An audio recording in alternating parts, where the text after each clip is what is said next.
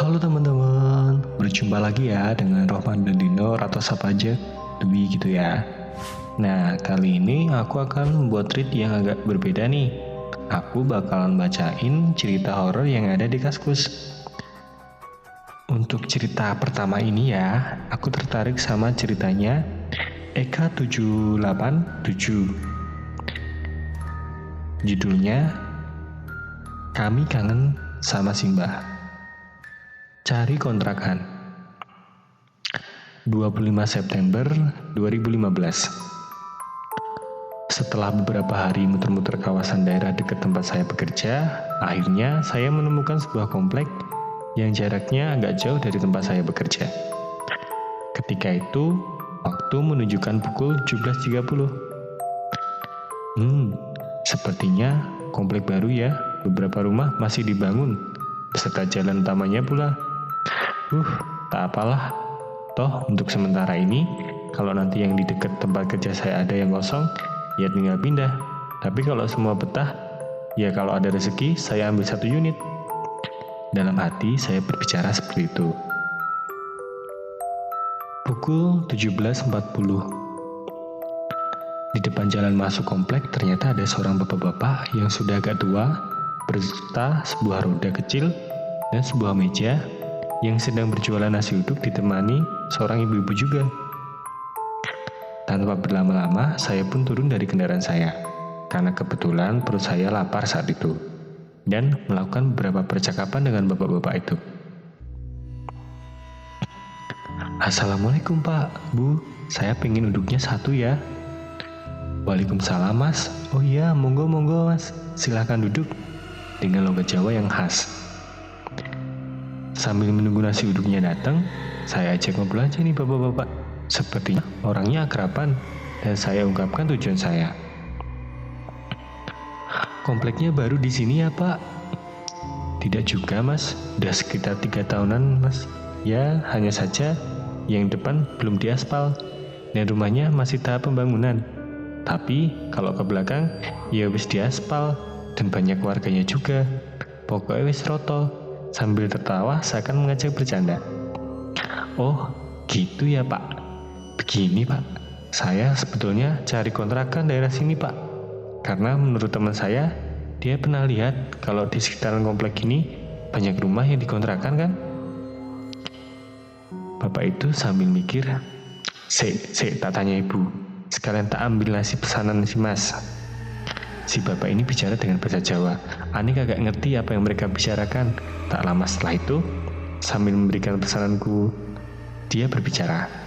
Ada Mas di blok depan rumah saya. Kalau si Mas kepengen lihat, mari saya antar.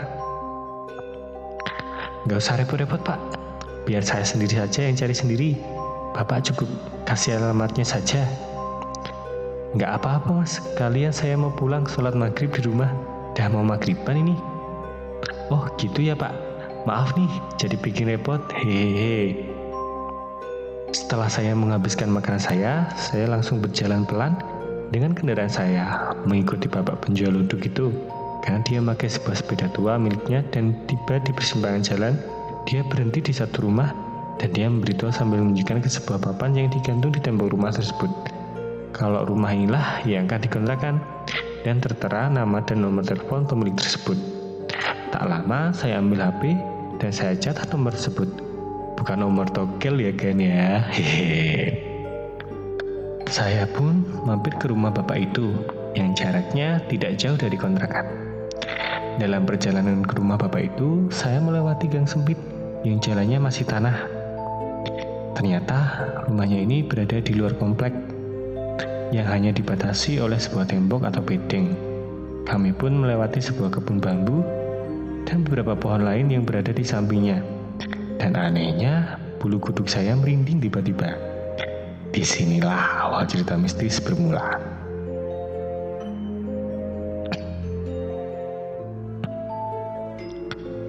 Kalau kata orang sih, pohon kayak gitu identik dengan cerita mistis atau makhluk gaib.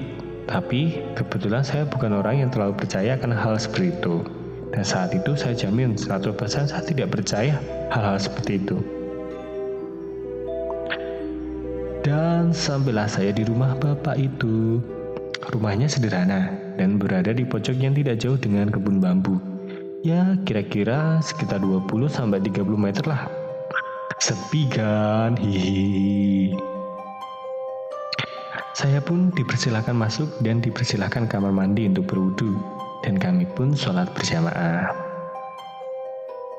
Selesai sholat, bapak itu pun mengingatkan saya untuk menelepon si pemilik rumah yang akan dikontrakan. Skip jelasnya ini dapat tuh rumah dan harganya pun cocok, dan saya bilang kalau saya akan menempatinya minggu ini dan istri saya pun sudah mengiyakan. Kami sempat memperkenalkan nama masing-masing ya kan. Ternyata si bapak dan si ibu ini hanya memiliki satu orang anak, tapi sudah menikah dan anaknya itu ikut suaminya di Jakarta. Nama bapak ini adalah nama bapak ini dan nama ibunya adalah ibu ini ya. Sebut saja kalau mbahnya namanya Mbah Harjo, kalau yang ibunya Mbah Uduk gitu. Tak lama, istri bapak itu pun datang dengan bawa tempat nasi uduk yang dia dagangkan. Karena waktu itu sudah malam, saya pun harus pulang ke mes dan berpamitan. Dan dia menitip pesan, kalau Mas Eka mencari saya, barangkali tidak dari rumah, si Mas masuk aja ke kebun itu. Biasanya saya lagi ada di situ, sambil menunjuk ke kebun bambu. Saya pun tanpa sadar melihat arah jari telunjuk bapak itu. Entah saya sadar atau tidak, sama-sama saya seperti melihat kain putih yang tergantung di atas pohon bambu.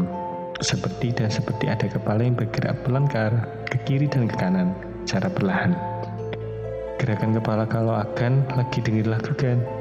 Dan juga ada sekelebat bayangan hitam masuk ke dalam kebun tersebut. Lah, otomatis saya kaget. Dan si bapak seakan tahu apa yang saya alami, dan saya lihat dan berkata kira-kira seperti ini. Kenapa? Udah, gak usah takut, gak apa-apa. Dia cuma pengen kenal aja. Ah, bapak ini. Lagian saya mana percaya sama hal yang gituan, Pak. Ya sudah, saya pamit pulang ya. Assalamualaikum. Saya pun ikut jalan yang kami lewati tadi. Agak merinding sih. Paling karena hanya hawanya saja. Hatiku bicara seperti itu.